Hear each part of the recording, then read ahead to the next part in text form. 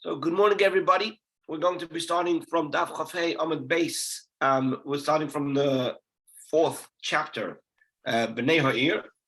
And what we're going to be speaking about today are the different laws concerning a things that have some level of kedusha, whether you can sell them or not, and what you can do and what you cannot do with the proceeds of the money that you got for selling these things. And that's basically the areas that we're going to be covering today.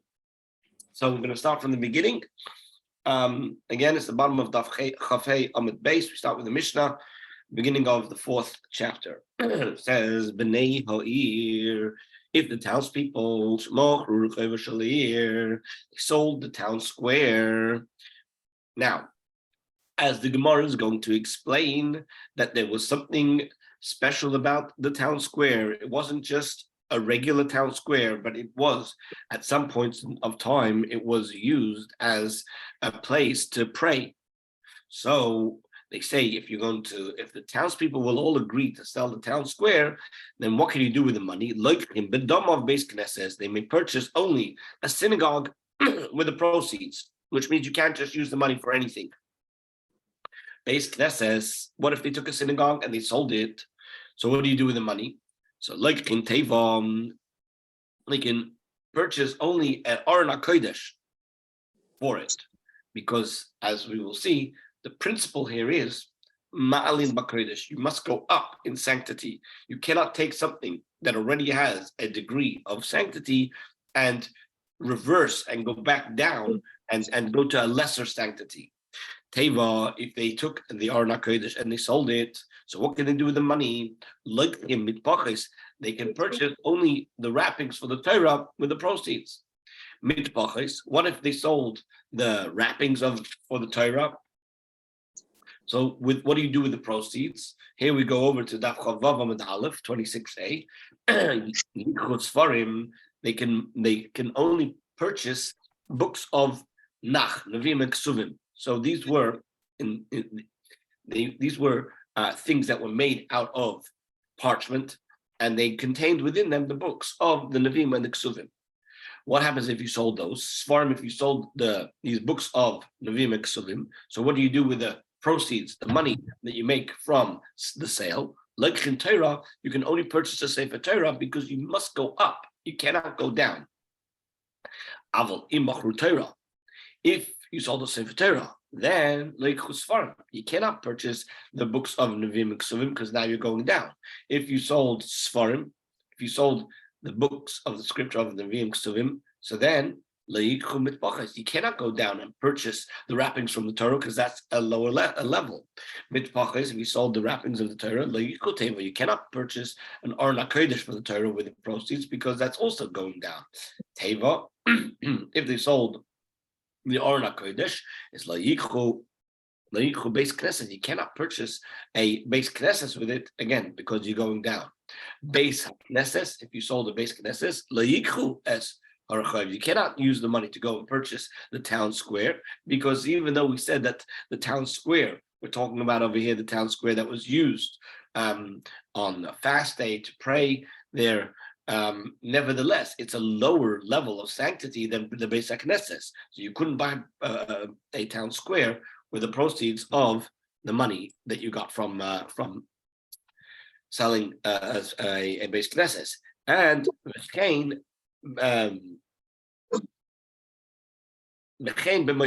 and so too with the leftover proceeds, which means to say, let's say I sold a synagogue, right? So I decided, you know what? I'm making a lot of money of selling a shul. So I'm going to buy an Aron HaKodesh, right? Because that's a level up. And I'm going to buy wrappings. And I'm going to buy a Sefer Torah, right? I'm going to buy all these things. But I still have leftover money after I've bought all of those things.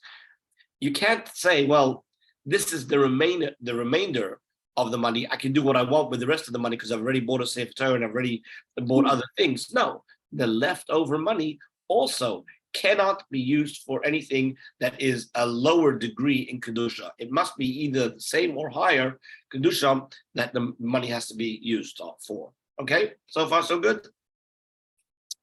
Okay, says the Gemara. Rabbi, Yes. I'm lost over here. What parak are you in? And what page are you in? Chapter 4, parak B, Daf Chavav Amud Aleph now. We're about to start with tomorrow. Okay, thank you. No problem. So now says the Gemara, we said in the Mishnah that if the townspeople sold the town square, then what can they do with it? They can purchase only a base Knesset. They can't buy anything of lesser kedusha, lesser holiness. Amar Rabba Bachana, Amar Rabbi Yechanan. Rabba Bachana said in the name of Rabbi Yechanan, you want to know who the author of the Mishnah is? So Divrei Rabbi Menachem Bar Yosi Stumta. This is the ruling of Rabbi Menachem Bar Yosi, who's the author of anonymous statements, which means to say that there are a couple of Mishnahs that have rulings by people who remained anonymous, which means to say they're not mentioned in the Mishnah who they are. So this is one of those statements that is an anonymous view, but we are giving you the tradition that it's Rabbi Menachem Bar Yosi who is the author. So Rabbi Bachana tells us in the name of Rabbi Yechanan that the Chachamim disagreed with this opinion of Rabbi Menachem Bar Yosi. The Chachamim say, this town square, ein bo mishum kedusha, has no sanctity, despite what you may have done with it during a tainus, or as we're going to see about the Mahamodos. I'll explain what that is in a minute. But despite that, the Chachamim are still of the opinion that it has no sanctity, which means that there's no restrictions about what you can do with the money once you sell it. Okay. What's the reason of Rabbi Menachem Bar Yosi that he says that it does have kedusha? Yeah, that's the question. 1 second. The question is, what's the reason that it has kedusha according to Rabbi Menachem Bar Yosi? Answers the Gemara: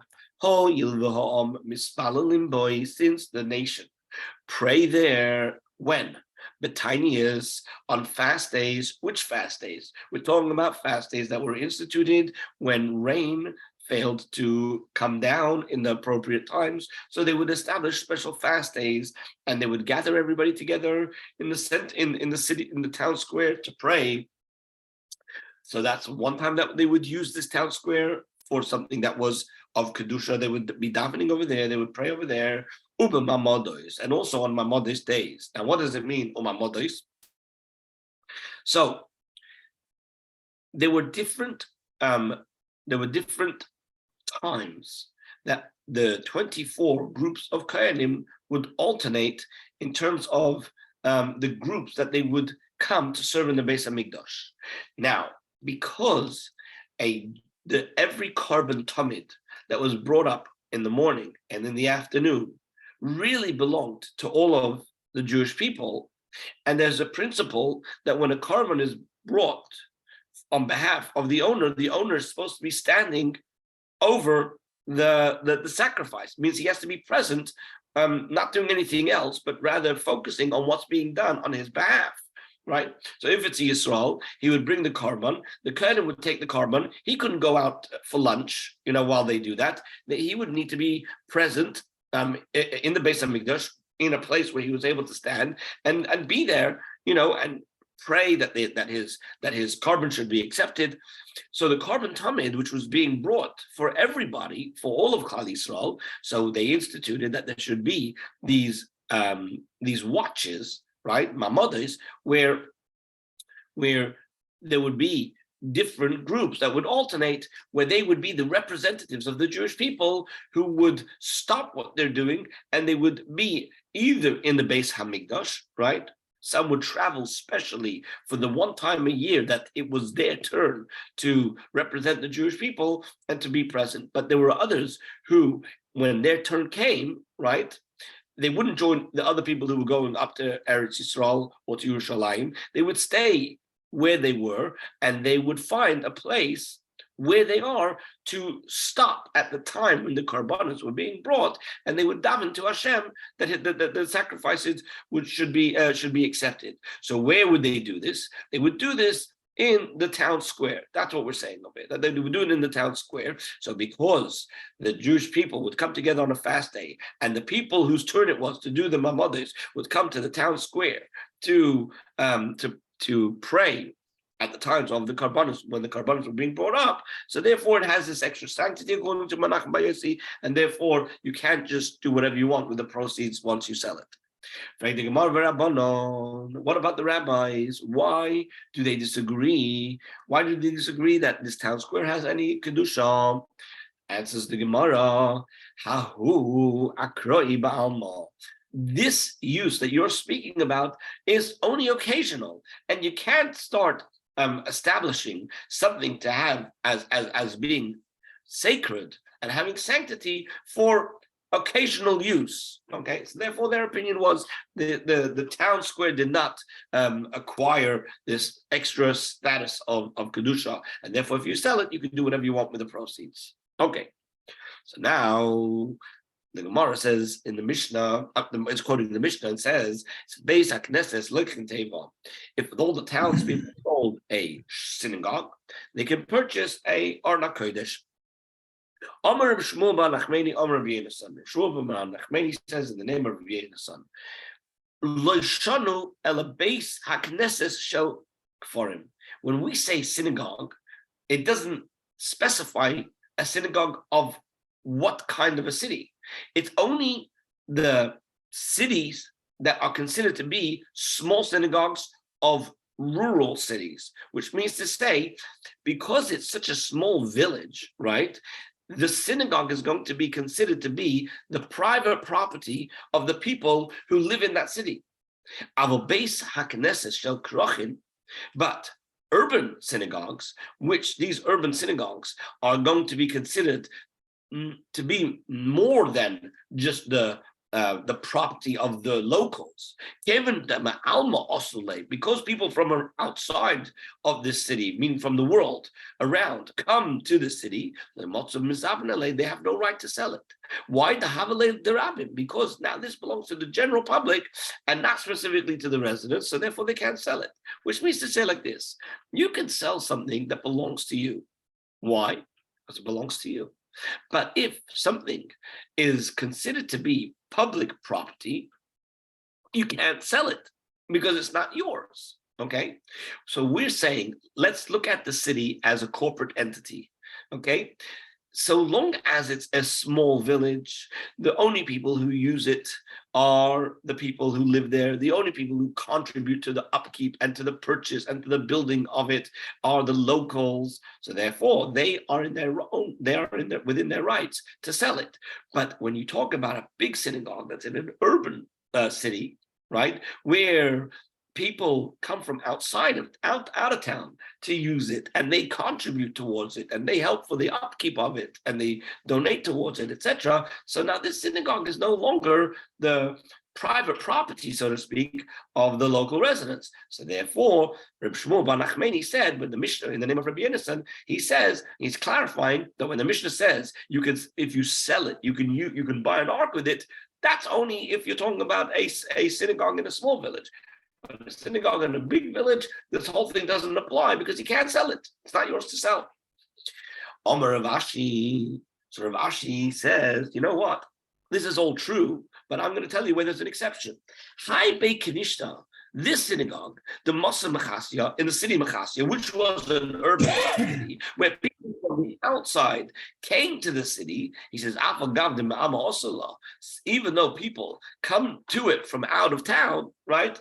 So therefore, it should be considered as something that doesn't belong to the locals, right? He says, but even the adaita, nevertheless, since the outsiders are coming on account of me, in other words, why are they even coming to the city? The only reason they're coming to the city is because they want to hear. They're coming to study with me. They're coming to study in my base medrash. So therefore, since it's all on my account, in other words, they are relying on what I want. So if I want, I can sell the synagogue, right? It's up to me to sell the shul if I want. Okay. So now we're going to challenge what Reb Shmuel Bar Nachmani said. Shmuel Bar Nachmani says it's only with regards to synagogues that belong to a village, but if you have an urban synagogue, that you can't sell. So Meisvei, they challenged this from a brisa. The brisa says, Amar Rabbi Yehuda says, Maisa, there was a story, Bebeis Knesses, Shel Tursiim. There was a story that happened with a synagogue of the copper refiners, Yerushalayim, and this took place in Yerushalayim. Now, why did they have a synagogue that's called the synagogue of the copper refiners? It seems that these copper refiners, they were engaged in such a work that made them smell, right? It was a very,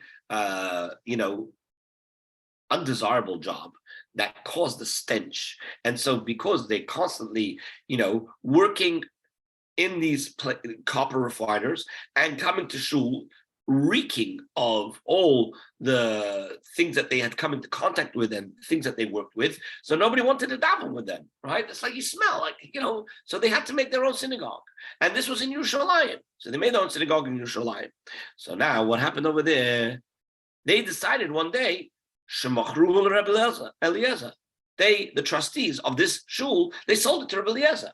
And what did Rabbi Eliezer do with the shul? Also called Sarkov, and used it for all of his needs. In other words, it seems that there was a sale that took place, and the sale was a valid sale.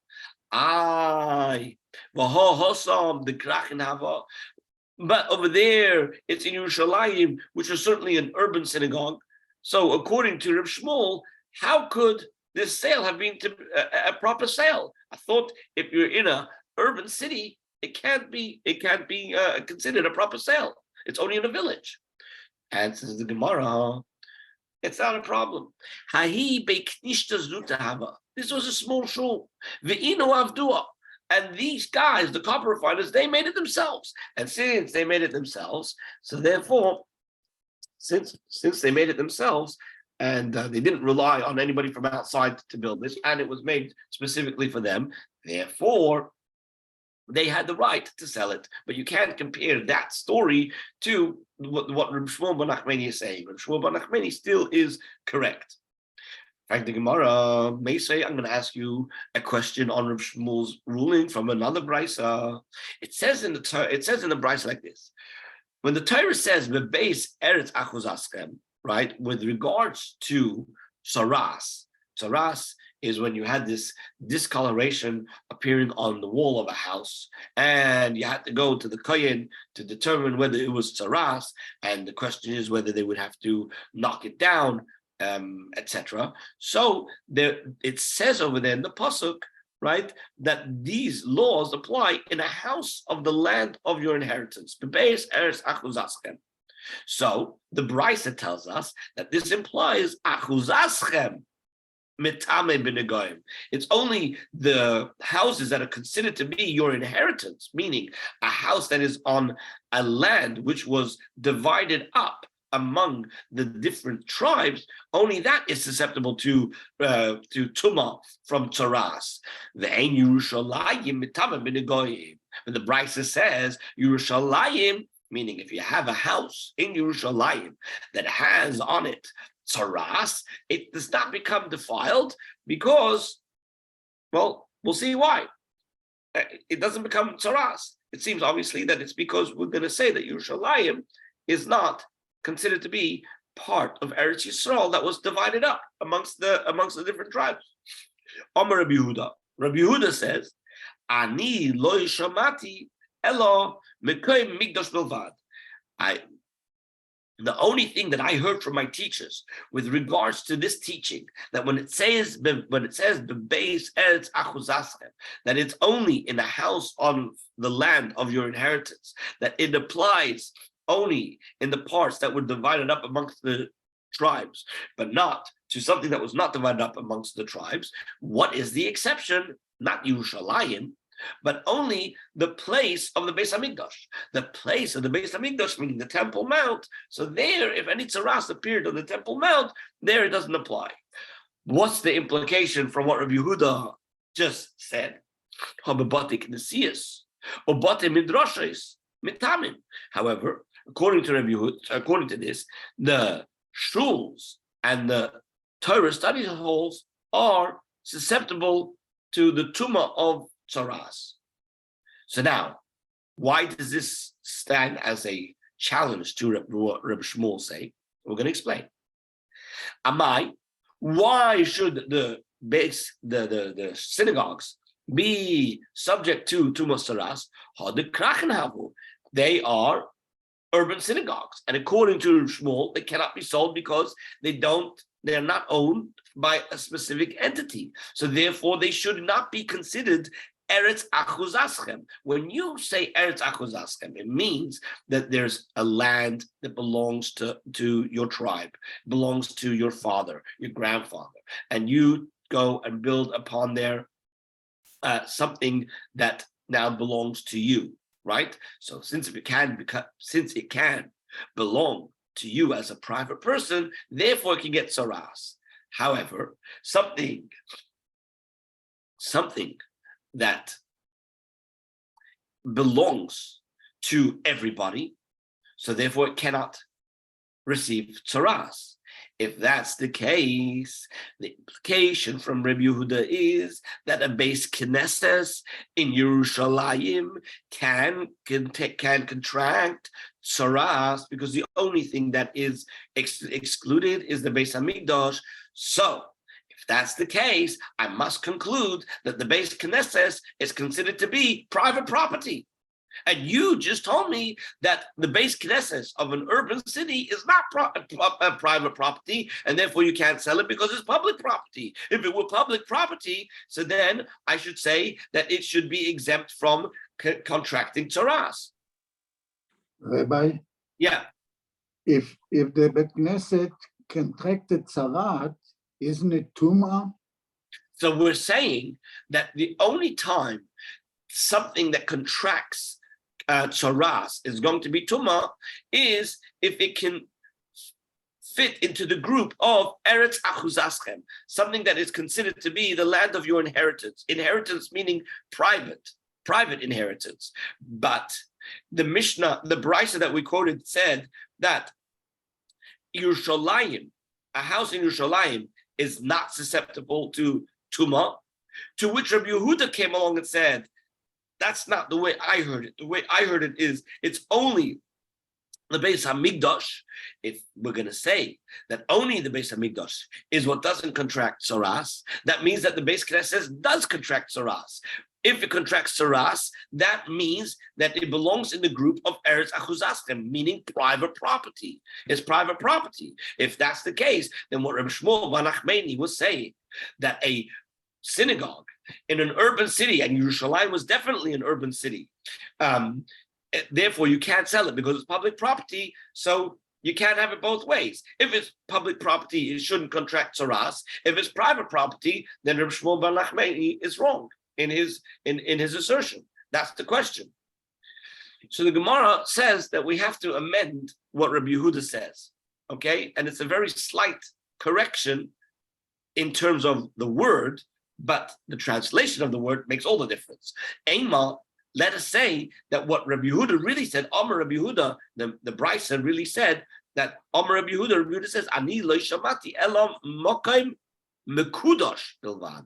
Only a place that has been made holy, which means to say, not the mokaim hamigdash, the place of the sanctuary, the place of the Beis Hamikdash, but rather, I heard what Rabbi Yehuda was saying is that when does this apply? Not to all the houses of Yerushalayim, only to the places that were sanctified, like the synagogues. In which case, Reb Shmuel bar Nachmani's view could still stand, because Reb Shmuel bar Nachmani says that when it comes to a synagogue in an urban city, it's not private, it's public, and that would fit with what Rabbi Yehuda says, that the places that were sanctified, they are not going to contract tzaras, because they do not fall under the category of Eretz Achuzaschem, private inheritance. Okay?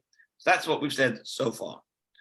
So now, going back to the Brisa that we've just now quoted, where you have the Tanakama, who says that Yerushalayim is not included in contracting tzaras, whereas Rabbi Yehuda says it's only the Beis Hamikdash, or the way we have amended it now, only the places that were sanctified, they do not contract tzaras. However, the rest of Yerushalayim will contract tzaras.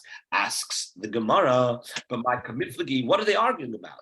What's the essential point that the Tanakama and Rabbi Yehuda are disagreeing about? Tanakama Sava, the Gemara says that Tanakama, who says that the buildings of Yerushalayim are not susceptible to tzaras, meaning all of Yerushalayim. He says the reason is Yerushalayim lishvatim. Their opinion is that Yerushalayim was not divided among the tribes, meaning to say it became a place for all of the Yidden. Why? Because ultimately, when it comes to the Shalosh Regalim, everybody needs to come there. Everybody needs to stay there. And so therefore, if somebody could say that this is my land, they could say, you can't stay here, right? And we said that there's the rule that if somebody wants to stay at your house in Yerushalayim during the Shalosh Regalim, you have to let them, because it's not yours. Right? This was a place for everybody to come to for the Shalosh Regalim. So therefore, the Tanakama, the first Tana of the Mishnah, says that Yerushalayim was not divided amongst the tribes. So therefore, it doesn't contract tzaras. No houses in Yerushalayim will contract tzaras. Rabbi Yehuda Sava, Rabbi Yehuda makes a question. Huh? Yeah, and didn't the entry into the Beit Hamikdash have 12 separate gates in which each shevet would go through? But was each gate only for that shevet, or could anybody go through there? We're not talking about the Beis Hamikdash right now. We're talking about Yerushalayim. I understand, but what I'm trying to ascertain is that if in fact Jerusalem was not divided up amongst the tribes, then how can we have separate gates into the Beit HaMikdash? Unless a particular tribe normally should go through its gate, but that doesn't preclude people from going through other gates as well from that tribe. So I don't remember about the different gates.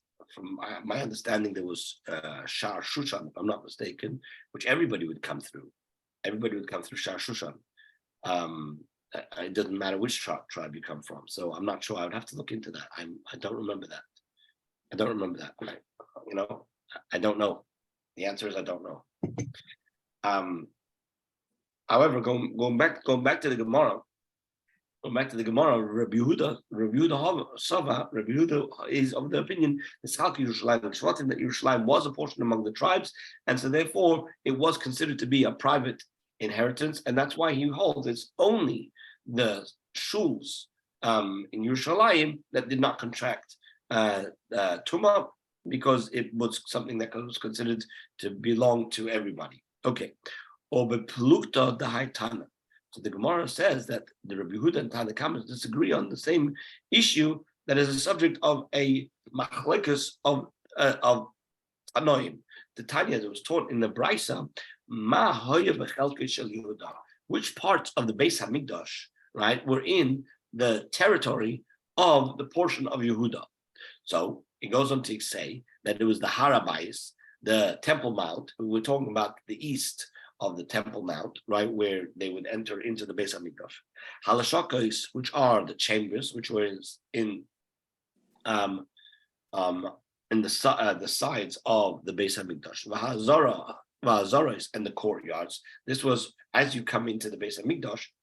Let's say you have the Beis Hamikdash, right, that goes from east to west, right. So the east part of the Beis Hamikdash, which had the first courtyard and the second courtyard and the third courtyard, right? These courtyards were in the portion of Yehuda.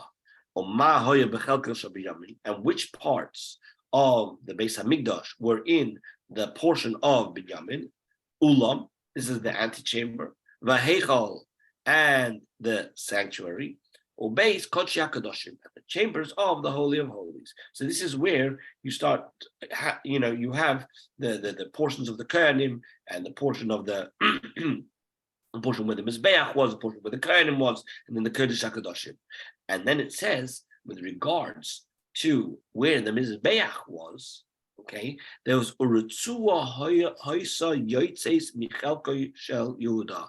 A strip of land came out, projected from the portion of Yehuda, and it entered into the portion of Benjamin. So there was a very small strip of land that was right by the Mizbeach on one side, right?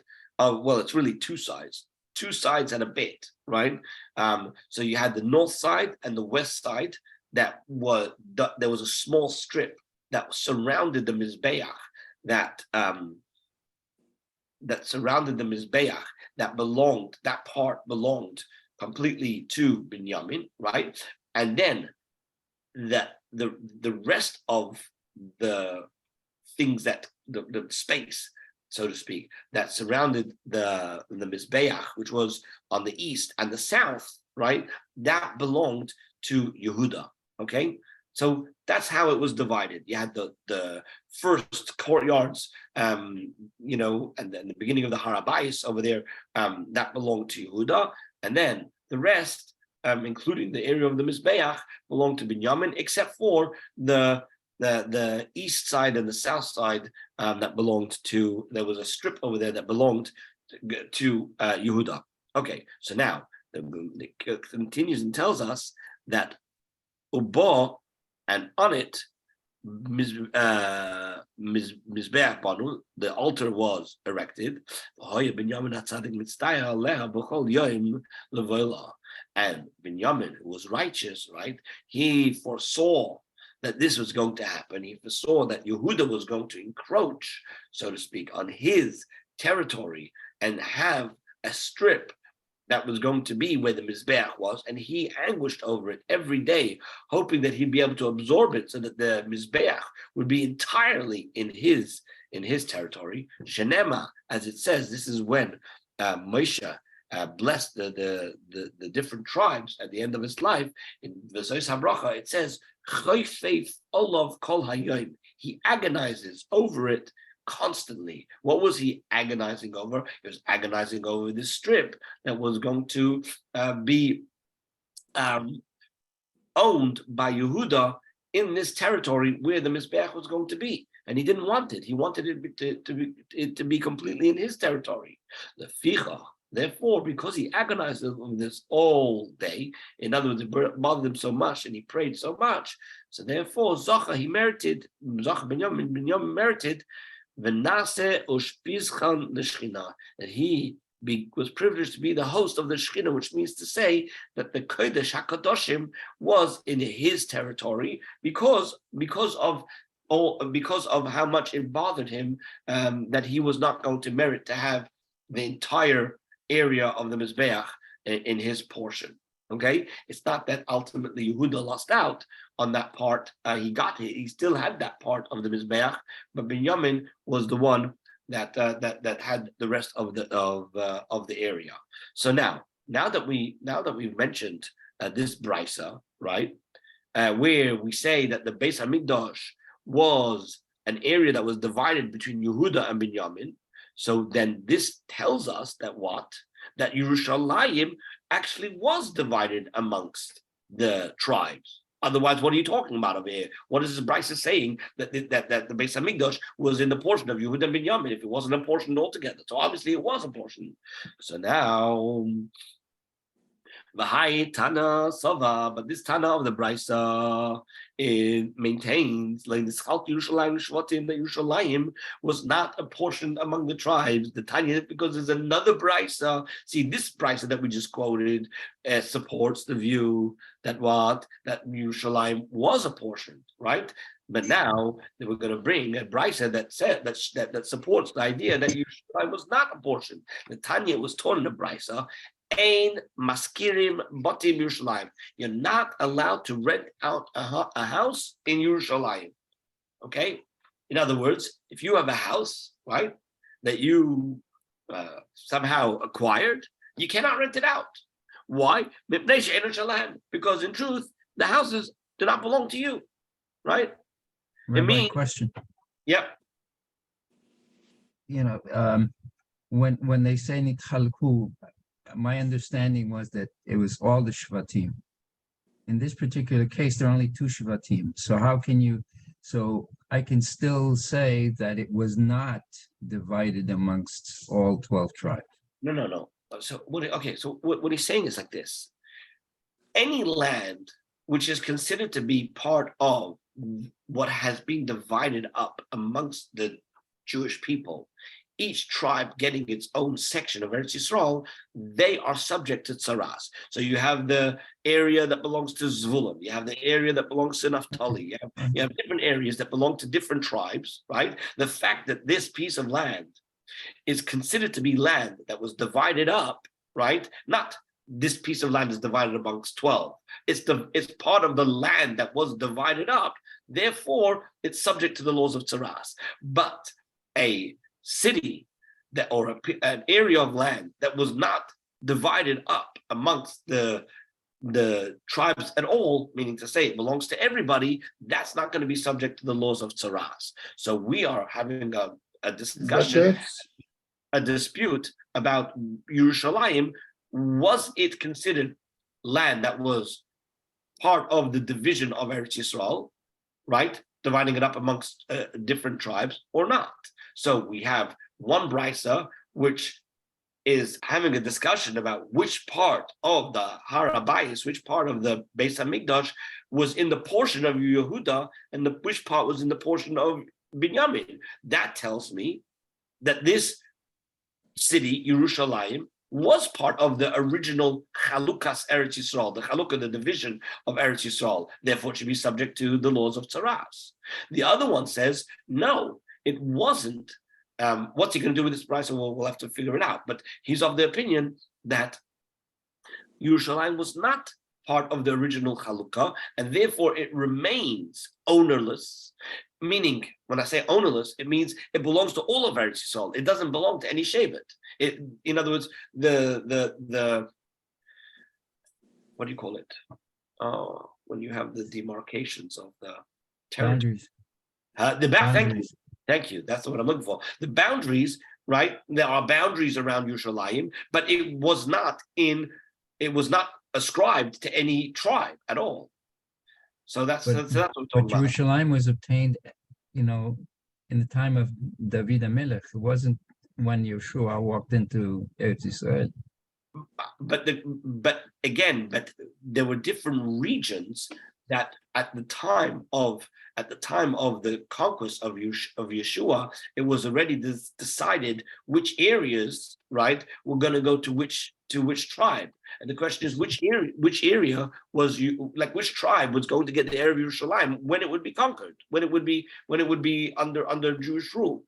So ultimately, it seems from the brisa that says that the Beis HaMikdash was on the portion of Yehuda and Binyamin, that it was considered part of a chalukah that was ascribed to with boundaries for different tribes, in which case it should be susceptible to tumah of tsaras. Yes, Ben. Yeah, we know that from the beginning, when they met Yosef, they knew already, because they cried on each other's shoulder. They knew that part of the Beit HaMikdash will be in Binyamin's territory, Right. and the rest in Yehuda's. So they knew already then that it's going to be divided. Very good. So correct. So the question. So we're still trying to figure out who's right. Was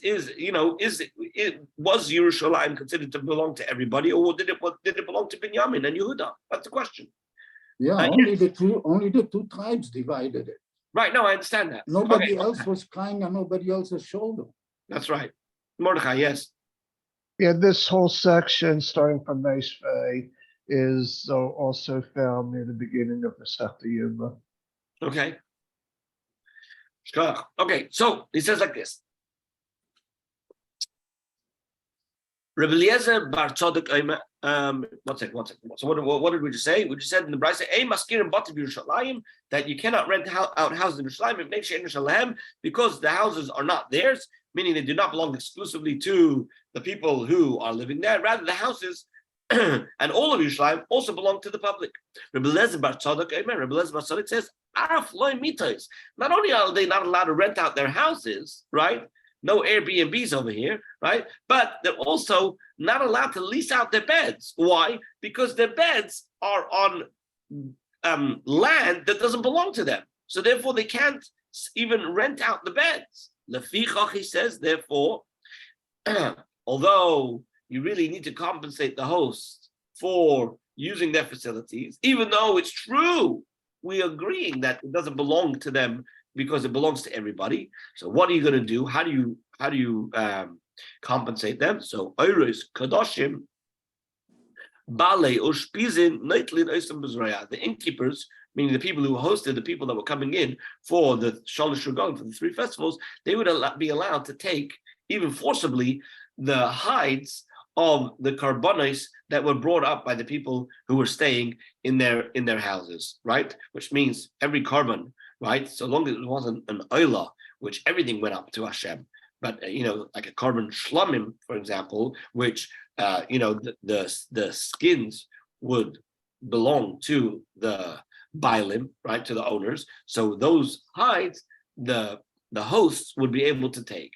But what we see over here is that they would not be able to take the full price of what it would normally go for to rent out their houses, right? So we see from this particular brisa that the Tanna Kama and Rebbe Eliezer maintain that Yerushalayim was not divided up among the tribes. Are you saying that they could rent it out between the holidays? No, well, then how can you say as the value would be otherwise? No, what I'm saying is that if you came to a different city, right, you could rent out. You could rent out a house for a certain amount of money. You would not be allowed to do that in Yerushalayim for the people who are coming to the Oile Regal because because Yerushalayim belongs to everybody. So just as an aside, Amar Abaya says, we learn from this brisa an ethical teaching over here that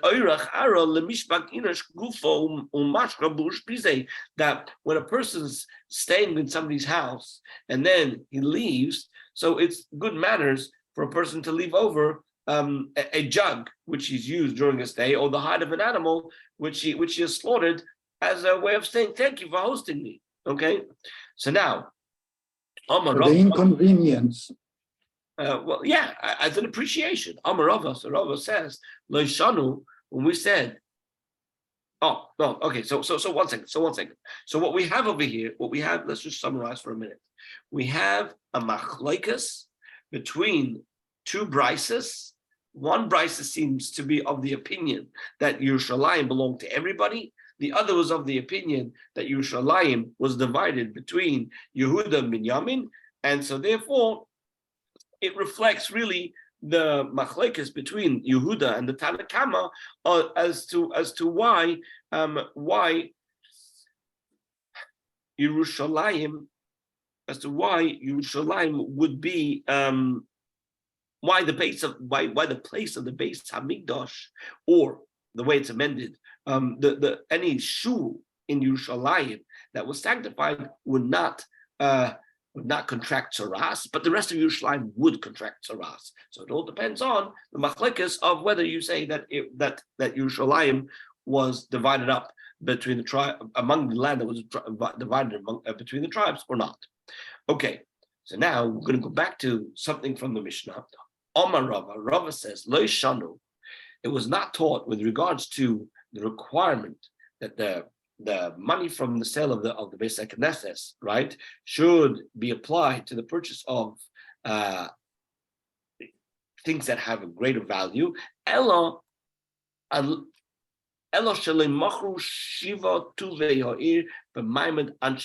Which means as follows.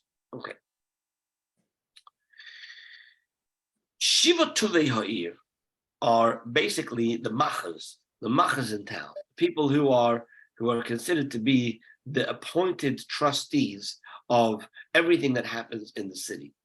So the people who are appointed as the trustees have a very strong authority to be able to make decisions on behalf of the people of the town.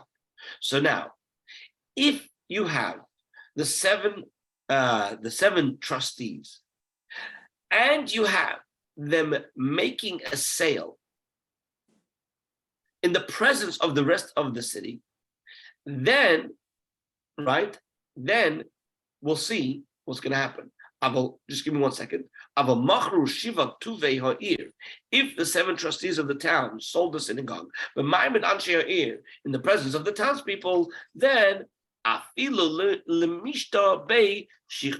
you could even drink beer with it, meaning you could use the money of the proceeds of the selling of the synagogue to buy beer, right? Shapir Dami, that would be acceptable. It means like this. When the Mishnah says that when you take something and you sell it, right? You sell a synagogue. So then the proceeds of the synagogue has to go to something that has greater sanctity, greater kedusha. Comes along Rava now and says, when are we saying that if you sell a synagogue, you have to use the proceeds for something that is of greater kedusha if you sold it without the seven trustees and not in the presence of the rest of the inhabitants of the city? However, if you did it together with the seven trustees and the rest of the city, then the money becomes completely non-sacred, and you can do whatever you want with the money. Okay? So now, just to illustrate the point, right? The Gemara comes along and says a story. Ravina Havalei Hahu Tila the Vekanishta. Ravina had a heap of rubble in one of his fields, which was the ruins of a synagogue. Also, Rav Ashi. He came to Rav Ashi. Amalei, and he said to him, Mahu lemizra. What's the law regarding sowing it? In other words, does this synagogue, which is now in a heap of rubbles, right, retain its sanctity? So therefore, I can't do what I want over there, right? So I can't use it as a field. Or do I say I can do whatever I want with it? Amalei, so Rav Ashi said to him, here's what you should do. Zil go zavne mishiva tuvei ho'ir b'maymin ansheir.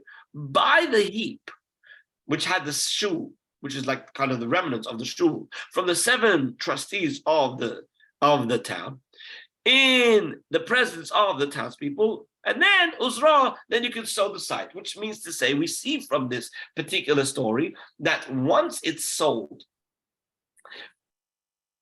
in front of the trustees and the people of the city, and they all agree to the sale, this sale now takes that original site and makes it into complete non-sacred altogether. Okay. Let me just say in advance what we're going to be saying over here. Okay. There are three scenarios. You're listening? There's three scenarios. One scenario is where you sell it in front of the Shiva Tuvei Ha'ir and in front of the townspeople. Another scenario is when you sell it, the Shiva Tuvei Ha'ir, the trustees of the city, are the ones who sell it, but not in the presence of the townspeople. Okay? And the third case is neither the trustees were there, nor were the rest of the city there. And there's going to be different laws that are applied in each one of these cases. So we just mentioned one of them, which was the first one. The first one is where if you sell it in the presence of the trustees and in the presence of the townspeople. So now the Gemara discusses another aspect. He says, Rami bar Abba have a boni beikenishta. Rami bar Abba was building a shul. There was a certain old shul that Rami bar Abba wanted to replace with this new shul that he was building. So he wanted to demolish the old shul, and he wanted to bring the bricks and the beams from it, and incorporate them into the new shul. So Yosef, Ha the Rav Chisda. So before doing so, he sat in the base of Medrash and he thought about the relevance of this ruling of Rav Chisda. That what did Rav Chisda say? Tomer Rav Chisda says, Loyli star beiknishta ad the bone beiknishta achrita. You cannot demolish a synagogue before the new synagogue has been built, which means to say you can't knock it down and then build another one. You've got to first build a new one and then you can knock down the old one. So Rami was thinking as follows. He's thinking, Hassam over there, Mishum Pshusa. Rav Chisda says that there's this restriction that you cannot knock down the first one before you build the second one because we're worried about negligence. We're worried that you're going to knock down the first one and then somewhere along the line, you're going to get either lazy or it's going to be too difficult. And what's going to happen is you won't end up building a second one. And then the first one's been knocked down and the second one hasn't been replaced. So therefore we say, build the second one first, and then you can knock down the first one. Here, Rami's saying, I'm in the middle of building my Beis Knesset. And what I want to do is I want to knock down the old one and take some of the beams and the bricks and use it for the building, for the actual building. So then would Reb Chisda's ruling apply? So he wasn't sure what to do. So also the Kamed of Papa, he came before Rav Papa, Vasala. And Rav Papa says he can't do it. He prohibited it. He said he can't knock down the old shul. The Kamed Rav Huna, he also came in front of Rav Huna, Vasala, and Rav Huna also said you can't knock it down.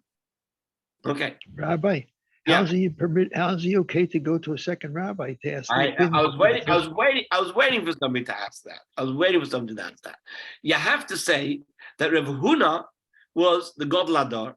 And so therefore, if you went to a lower rabbi, right, and you don't like his answer, you can go to a greater rabbi and tell him, I went to Rav Papa, this is what I told him, and this is what he answered. What do you say?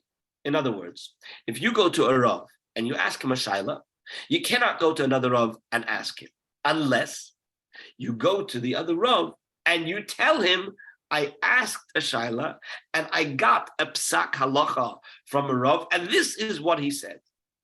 In which case, the Rav, if he has,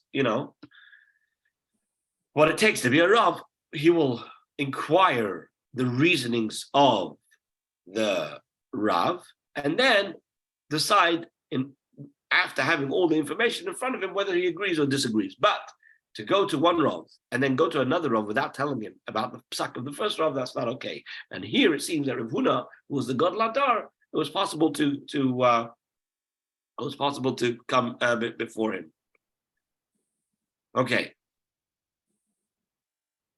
Okay, so now the Gemara comes and says like follows. Rava says, Hi Bekanishna, this shul, right, which we're discussing in the Mishnah, to exchange it for another object or to sell it for money is permissible, but agura or mashkuna also, but to rent it or to mortgage it is not permitted. My timer. What's the reason for this? Because when the shul is only rented out or mortgaged, so it retains its sanctity, and so therefore to use it for anything but the purpose for which it was built is a desecration of it, right? So therefore you can't just rent it out and you can't just mortgage it, right? So now, livnei nami, also the bricks of a shul, chalufinu vizbinu shari, to sell them, to barter them or to sell them is permissible, or is as a finhu osor, but to lend them is prohibited. Tanamili, when does this apply? Batika, to old bricks, meaning bricks from a shul that has collapsed. Avol bechadata, less lamba, but with regards to new bricks of a new shul that would never. That in other words, when you have new bricks that were never part of a shul, but they've been just set aside as building materials to build a shul, then what you do with those bricks, we're not worried. Even according to the one who says, Hazmona Milsi, that when you talk about setting aside, you designate something for something of Kedusha that already has consequences. Hanamili, that's only when you're going beged lemes. In a case, for example, where somebody weaves a shroud for a corpse. So now the shrouds are ready for immediate use. So then you can't use it for anything else. But here, where you have bricks set aside for the building, but they're not part of the building yet. They haven't been put in as used for the building. So this is only like thread that was spun for the purpose of then being made into a shroud. So just because you have the thread isn't yet a shroud. So therefore, you're still permitted to do what you want with it. Likewise with these bricks that were set aside. The lekel amanda oman, there's no one who says that the designation has any validity in such a case. So the bricks, like the thread, can be used for any purpose. Now, what about another case where matana, the townspeople gave the shul to somebody as a gift? So the question is, what's the halacha? And is such a transaction, right? Does it cause the kedusha of the shul to be lifted, and now the person can do whatever he wants with the shul? So this itself is a matter of a dispute. Pligi bar Rav Acha and Ravina, they have a dispute about the matter. One of them says that it's also to do something like this. In other words, the person cannot use it for his own secular purposes, and the other one says that it's permitted. But we don't know which one of the Tanaim said what. What's the rationale? Manda also the one who says that you can. It says Bahai Tifka Kedushasa, because with what should the synagogue sanctity be removed, right? Meaning, since in the case of a gift that there's no reciprocal exchange, right? So, in what is the kedusha going to be transferred onto, right? If I sell a shul, right, and you give me money for the shul, so the shul can now have its sanctity lifted and transferred onto the money that I received for the sale. So therefore, the money now becomes sacred, right?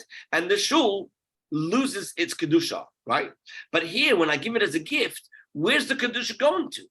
That's his argument. That's why he says it's also. Oman Shori, the guy who says that it's permitted, right? Why does he allow it?